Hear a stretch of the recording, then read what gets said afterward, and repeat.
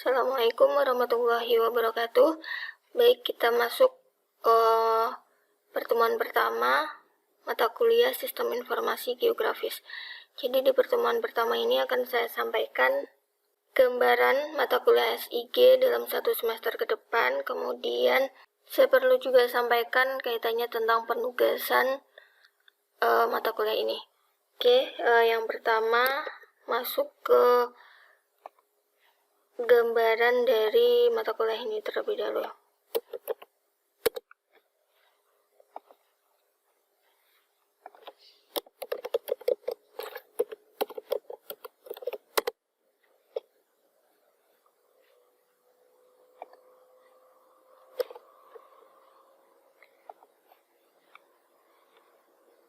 Jadi deskripsi dari mata kuliah ini adalah mata kuliah SIG merupakan mata kuliah wajib pada prodi TI, kemudian memiliki bobotnya adalah 3 SKS. Nah, setelah menyelesaikan mata kuliah ini, diharapkan mahasiswa dapat mengerti tentang konsep pengenalan SIG atau GIS, dan diharapkan mahasiswa juga dapat memahami dasar-dasar SIG beserta perkembangannya saat ini. Kemudian jawaban pembelajarannya di akhir perkuliahan, mahasiswa mampu melakukan pengolahan data sistem informasi geografis. Ini adalah software yang digunakan, jadi nanti kita menggunakan ArcGIS. Kemudian gambaran perkuliahannya, mata kuliah ini terdiri dari 14 kali pertemuan. Nanti ada UTS di pertemuan 8 dan UAS di pertemuan ke-16. Kemudian pada mata kuliah ini tugas besarnya adalah mereview jurnal kaitannya perkembangan atau pemanfaatan SIG di berbagai bidang. Misalkan pendidikan, pertanian, telekomunikasi, dan masih banyak lagi. Jadi bebas. Jadi kita tujuan akhirnya tidak membangun sistem informasi geografi sendiri, tapi kalian cukup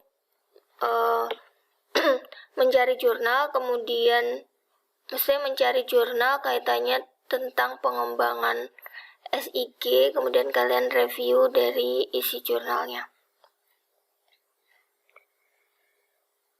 Kemudian selain yang tadi saya sebutkan, gambaran dari mata kuliah ini, nanti di tiap-tiap pertemuan itu akan ada kuis ya yang harus kalian kerjakan. Jadi itu termasuk nilai harian seperti itu. Kemudian kuis ini adalah sebagai review materi yang kalian dapat. Jadi misalkan kalian di tiap pertemuan itu membaca slide atau paling tidak mendengarkan penjelasan dari slide itu ya lewat video di tiap-tiap pertemuannya. Nah, nanti kalian habis itu silahkan kerjakan kuisnya. Kuisnya itu adalah hanya 5 soal di tiap-tiap pertemuan. Nah, untuk bisa mengerjakan kuis itu kalian harus isi absensi terlebih dahulu. Jadi yang telat mengisi absensi berarti tidak bisa mengerjakan kuis. Dan seperti biasa, waktu pengisian absensi itu seperti waktu kalian atau sesuai dengan jadwal perkuliahan kalian. Jadi misalkan jam pertama ya berarti jam 6.50 sampai jam 9.20 itu waktu mengisi absen. Jadi kayak minimal kalian isi absen dulu, habis itu kalian kalau sudah mengisi absen kan berarti sudah punya akses ya untuk mengisi kuis. Entah kalian mau baca slide-nya kapan, misalkan mau siang, sore, malam, atau besoknya, seperti itu masih bisa. Tapi intinya, ketika kalian mengerjakan kuis, paling tidak kalian juga harus membaca slide ataupun mendengarkan videonya. Nah, kemudian masuk ke penugasan ya. Jadi tugas besarnya nanti kalian mereview jurnal. Jadi kalian cari jurnal yang di dalamnya itu isinya itu adalah pengembangan SIG bebas, mau bidang apapun, entah pertanian, pendidikan, telekomunikasi, lingkungan, atau apapun, bebas. Kemudian packagingnya ya, bisa desktop, web, ataupun mobile itu juga bebas. Jadi ini nanti kalian cari sendiri jurnalnya, kemudian tugas besarnya adalah menceritakan kembali apa yang ada di dalam jurnal. Jadi tugas akhirnya kalian tidak membuat sistem, tapi mencari jurnal di mana orang itu tuh telah mengembangkan SIG gitu ya, misalkan membuat aplikasi untuk penentuan tempat wisata di Ponorogo misalnya kayak gitu, itu di salah satu pengembangan SIG juga. Nah, yang tugas kalian nanti lakukan adalah menceritakan yang orang lain sudah lakukan kayak gitu. Nah, ini kriteria penilaian tugasnya, silakan dibaca di Bebas Umpuh. Jangan lupa kalian baca gambaran dari mata kuliah ini. Kemudian ini pustaka yang digunakan. Kurang lebih seperti itu gambaran dari mata kuliah ini nanti. Kita kembali ke slide ya. Nah, ini tadi deskripsi singkat sudah saya bacakan. Ini kaitannya tentang review jurnal ya, saya bahas lagi. Jadi mahasiswa mencari jurnal yang ada kaitannya dengan isu tentang perkembangan SIG dalam berbagai bidang. Kemudian packagingnya bebas, mau basis apa, mau desktop, web, ataupun mobile, silahkan pilih salah satu. Nah, kemudian apa sih yang nanti ditulis atau yang perlu kalian ceritakan dari jurnal itu apa? Ada poin 1-7 ini.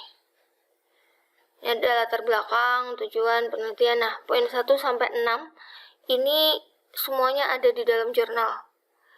Jadi latar belakang itu ya berarti kalian menceritakan latar belakang jurnal itu apa. Kenapa orang lain itu melakukan penelitian itu misalkan gitu. Tujuannya dia tuh apa. Jadi poin 1-6 ini semuanya berasal dari jurnal. Jadi kalian menceritakan apa yang ada di dalam jurnal. Tapi maksudnya kalian bukan copy paste ya. Jadi latar belakang langsung copy paste dari latar belakangnya jurnal gitu, nggak seperti itu. Jadi kalian baca dulu latar belakangnya, kemudian kalian ceritakan dengan bahasa kalian sendiri. Jadi orang lain itu tuh ngapain, itu kalian jelaskan sendiri. Nah, yang poin ke-7, critical review, ini adalah penilaian dari kalian terhadap jurnal itu. Nah, misalkan critical review ini kalian bagi jadi 2 nanti ya, positif dan negatif. Contoh critical review positif misalkan judul jurnal dengan isi yang disampaikan sesuai, misalnya kayak gitu. Jadi critical review ini adalah penilaian kalian setelah membaca jurnal. Contoh, misalkan kalian critical review terhadap film misalkan. Pas kalian ditanya filmnya tadi ceritanya apa, atau di dalam film tadi tuh ngapain misalnya gitu kan, kalian bisa tuh cerita begini gitu kan. Nah, critical review ini juga sama, yang kalian ceritakan adalah si jurnalnya itu gimana, apa misalnya jurnalnya itu tadi ya yang positif berarti antara judul sama isi yang disampaikan sesuai, misalnya kayak gitu. Terus contoh negatif misalkan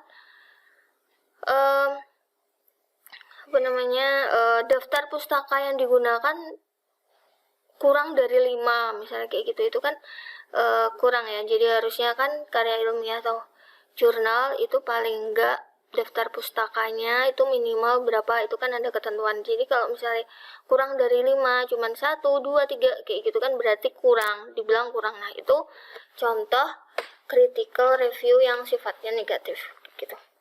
Oke, itu gambaran dari review jurnal seperti itu. Nanti akan ada penjelasannya di pertemuan ke-8 kalau nggak salah ya. Jadi, kenapa tugas review ini saya sampaikan di awal pertemuan? Jadi setidaknya kalian dari pertemuan pertama sudah mulai mencicil atau mempunyai gambaran nanti di akhir pertemuan tugas besar kalian tuh apa kayak gitu. Jadi kalian boleh mencicil minimal cari jurnalnya gitu. Karena nanti di pertemuan 1 itu juga ada pengumpulan jurnal yang akan direview. Nah, kemudian tugas besar ini atau review jurnal ini, pengumpulan atau kalian presentasinya itu adalah di akhir. Ya biasanya berarti ya di pertemuan 15 ya, kayak gitu. Ini adalah tugas besar, jadi nanti dikumpulnya di akhir semester. Oke, itu gambaran dari tugas besar mata kuliah SIG. Ini penilaiannya, apa aja sih yang dinilai kayak gitu. Oke, mungkin sampai segitu dulu gambaran dari penugasan mata kuliah ini ya. Jadi intinya kalian targetnya di pertemuan 1 ini sudah tahu tugas besarnya apa. Kemudian biar nggak nunda-nunda waktu, kalian juga harus punya target paling nggak seminggu ke depan itu udah nemukan jurnal. Nah, jurnalnya nanti kalian submit di penugasan pertemuan 1. Nah, jurnal itu paling nggak kalian baca setiap seminggu itu minimal 3 kali kayak gitu ya. Jadi memahami jurnal itu nggak cuman baca sekali terus sudah gitu kan, nggak toh. Jadi walaupun ini nanti pengumpulannya di akhir pertemuan, paling nggak tiap minggu tuh kalian baca, biar pas kalian disuruh cerita, kalian ngerti itu jurnal tuh ngomongin apa, kayak gitu. Oke, itu untuk penugasan. Kita langsung ke materi ya. Jadi ini materinya, sebagian nanti silahkan kalian baca sendiri. Sudah ada di Bebas Umpo untuk modulnya. Oke, di sini apa itu sistem informasi geografis atau Geographic Information System? Kalau kita breakdown, ada sistem, ada informasi, ada geografis ya. Kita cari tahu dulu tiap-tiap kata ini artinya apa. Jadi sistem itu sekumpulan elemen atau subsistem yang saling berhubungan atau berinteraksi untuk mencapai satu tujuan yang sama. Oke. Kemudian sistem informasi adalah keterpaduan kerja subsistem untuk mendapatkan informasi dengan pengambilan keputusan. Kalau informasi geografis adalah sebuah data dan fakta yang terkait dengan lokasi di permukaan bumi. Jadi kita bisa garis bawahi kalau ngomongin tentang geografis, di situ nanti ada istilah ini ya, permukaan bumi gitu, lokasi di permukaan bumi. Nah, itu tadi dari segi arti kata, tiap-tiap katanya ya. Nah, sekarang di sini ada pengertian dari SIG. Jadi SIG itu adalah komputer yang berbasis pada sistem informasi ya, karena tadi kan namanya SIG. Kemudian yang digunakan untuk memberikan informasi dengan bentuk digital dan analisa terhadap permukaan geografi bumi. Itu arti dari kata sistem informasi geografis. Jadi alatnya, yaitu komputer yang berbasis pada sistem informasi.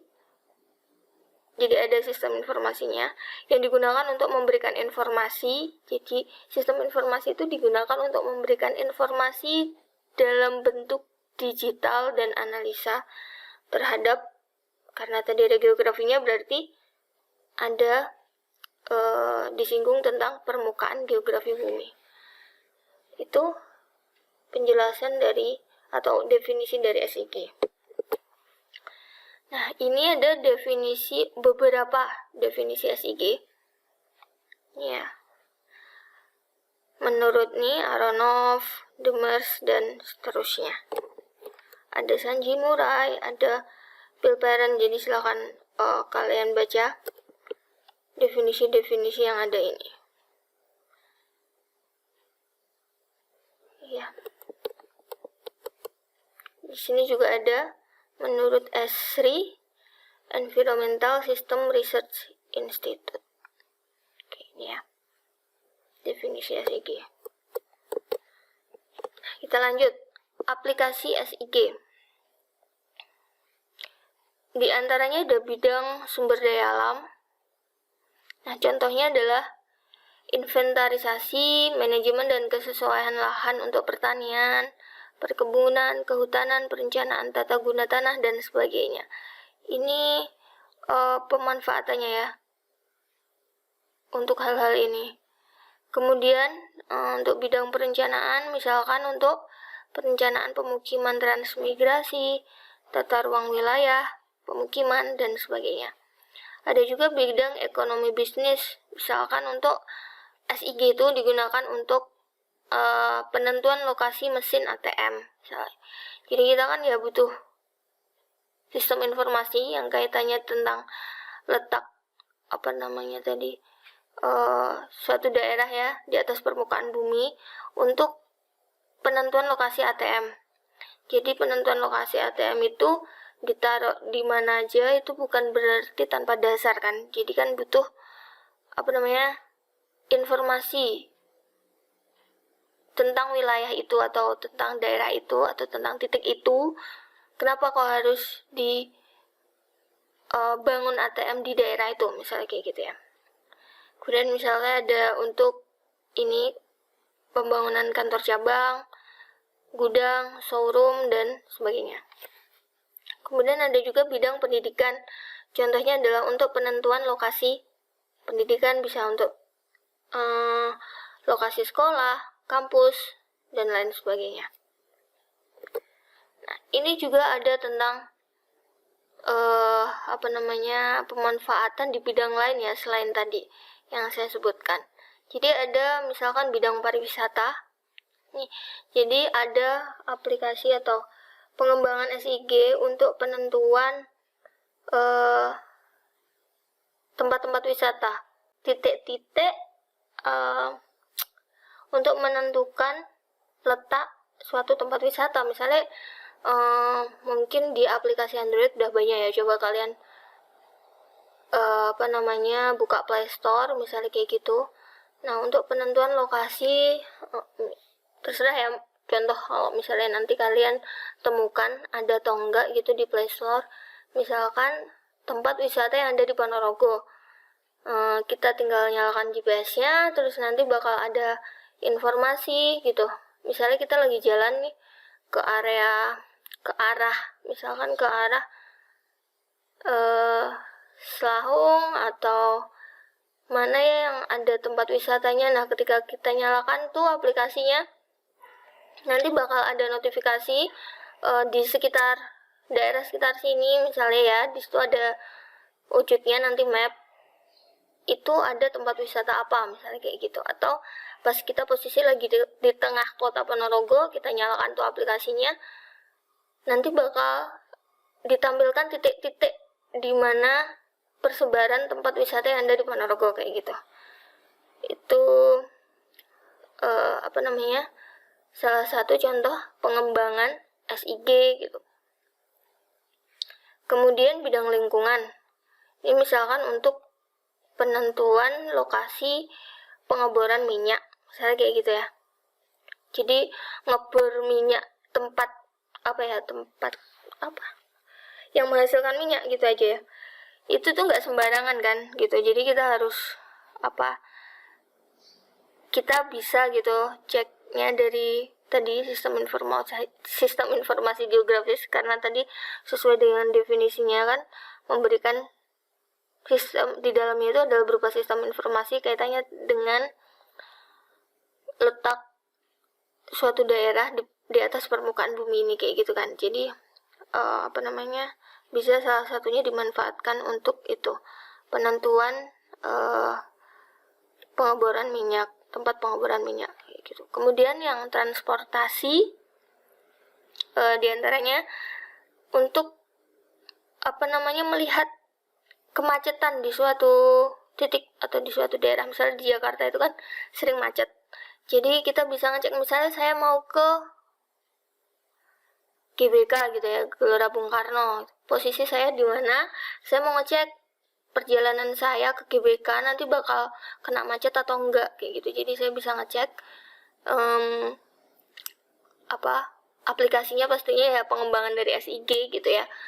Intinya daerah GBK itu sekarang tuh macet atau enggak. Kira-kira kalau nanti saya berangkat dari, misalnya saya dari Ciputat gitu ya, itu jam berapa dan kira-kira bakal nyampe GBK jam berapa, bakal kena macet atau enggak, di sana sekarang macet atau enggak kayak gitu. Ini salah satu tadi transportasi. Kemudian bidang lainnya yaitu telekomunikasi, misalkan untuk penempatan BTS gitu. Jadi kita bisa manfaatkan SIG untuk hal-hal yang tadi diantaranya saya sebutkan dan masih banyak lagi. Untuk itu sebagai tugas kalian di akhir semester nanti, jadi kalian menjelaskan orang-orang yang sudah pernah mereka lakukan gitu ya, membuat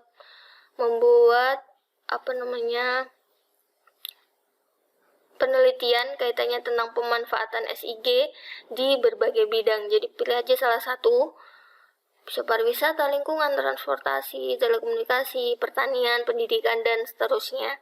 Jadi mereka tuh lakuin apa, dan tugas kalian menceritakan apa yang sudah mereka lakukan kayak gitu. Oke, kemudian ini alasan penggunaan SIG. Kenapa kok kita tuh gunakan SIG kayak gitu ya. Silahkan dibaca nanti modulnya. Nah, ini ada peta-peta yang pertama. Di pertama itu peta dibuat oleh orang Babilonia nih ya, bisa ditemukan di Babilonia ini, yaitu berupa lempeng kecil terbuat dari tanah, menggambarkan lembah, gunung, dan juga sungai. Nih, lembah, gunung, dan sungai ini kan sebenarnya menceritakan suatu daerah di atas permukaan bumi ya. Jadi konsepnya tadi geografisnya itu ada gitu. Oke, kemudian ini software SIG.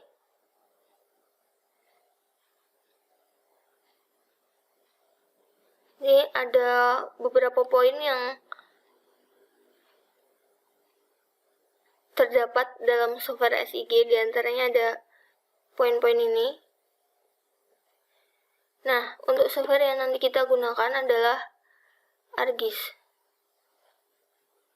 Jadi nanti kita praktek atau kalian install ArcGIS itu setelah UTS saja. Jadi nanti kalian sudah disediakan link untuk install ArcGIS, kemudian nanti kalian praktek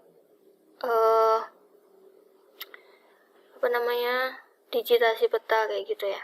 Itu nanti setelah UTS. Dan mungkin cukup itu untuk pengenalan SIG-nya. Jadi silahkan jangan lupa kalian download materi, kemudian kalian baca ya. Dan jangan lupa di setiap minggunya atau di setiap pertemuan itu bakal ada kuis. Jadi kuisnya itu isinya itu adalah mereview Jadi pertanyaan-pertanyaannya ya nggak jauh-jauh dari modul gitu kan.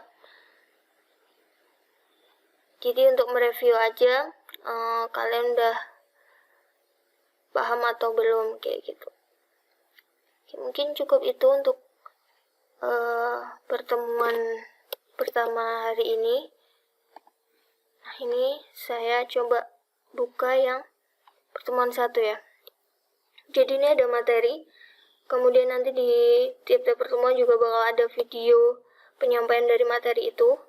Kemudian di sini yang tadi saya sampaikan kaitannya tentang tugas besar, yaitu mencari jurnal, itu saya pasang di pertemuan 1. Kenapa? Biar kalian sudah ada target, sudah dapat jurnal yang bakal kalian review itu apa kayak gitu. Jadi silahkan dikumpulkan di sini.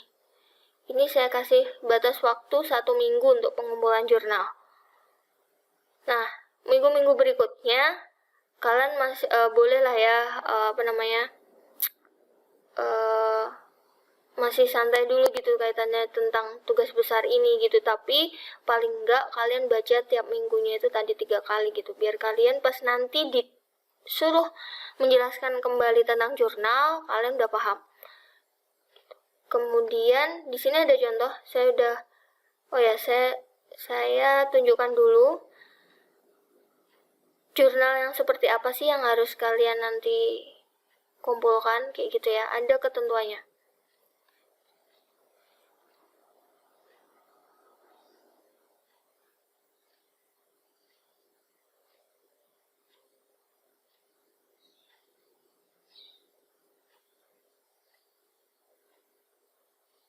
Nah, ini jadi ketika kalian nanti mencari jurnal, di judulnya pastinya ya, kalian harus cek nyambung apa enggak dengan instruksi ini.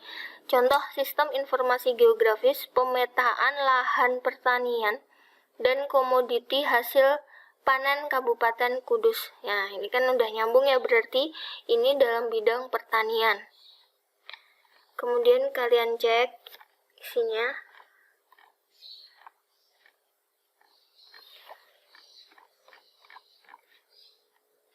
Oke, ya, nyambung ya. Nah, kalau sudah dari judul, hal berikutnya yang harus kalian cek adalah ada nama jurnalnya. Jurnal apa? Kayak gitu. Kemudian pastikan ada volume, ada nomor, dan juga ada tahun.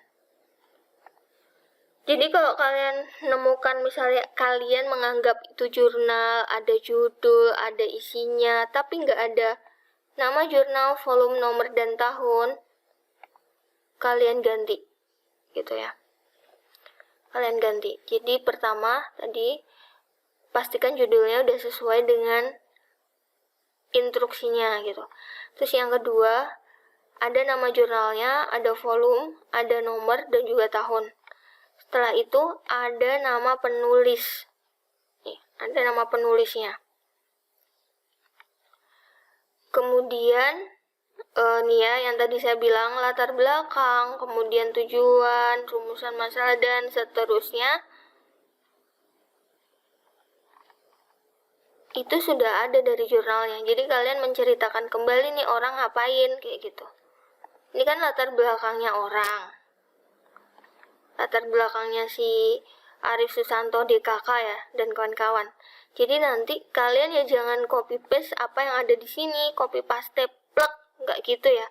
Tapi kalian baca dulu nih latar belakang apa isinya, terus kalian olah lagi nih dengan bahasa kalian, bisa 1 paragraf, 2 paragraf kayak gitu.